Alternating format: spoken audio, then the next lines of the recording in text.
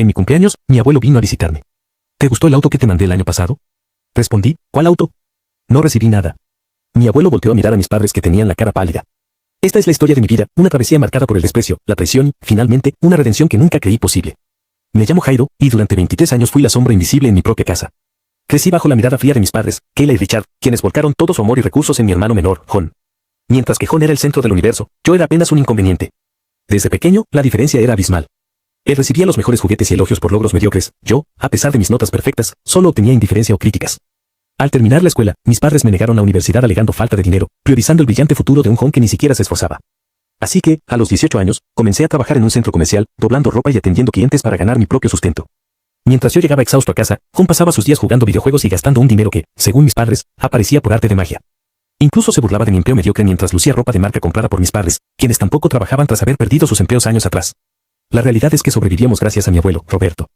Él vivía en el extranjero y enviaba una generosa pensión mensual para cubrir todos los gastos de la casa. Mis padres administraban ese dinero y, por supuesto, yo nunca vi un centavo. Roberto era el único que me valoraba, recordaba con nostalgia los veranos en su taller, donde me decía que yo era especial y que no debía dejar que nadie me hiciera sentir menos. Todo cambió en mi cumpleaños número 23. Mis padres, que solían ignorar la fecha, organizaron una pequeña celebración con una torta de supermercado, afirmando que era un detalle de mi abuelo. Semanas después, noté que empezaron a derrochar dinero en lujos, relojes caros e incluso se fueron de vacaciones a un resort sin siquiera invitarme, bajo la excusa de que yo tenía que trabajar. Un año después, para mi cumpleaños 24, el abuelo Roberto anunció que vendría a visitarme. La tensión en casa era palpable.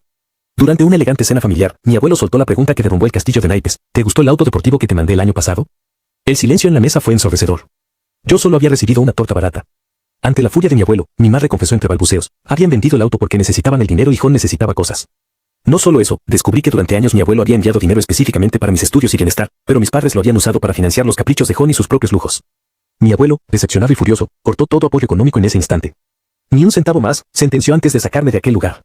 Me ofreció mudarme con él a otro país para empezar de nuevo, y no lo dudé ni un segundo. En mi nuevo hogar, la vida dio un giro radical.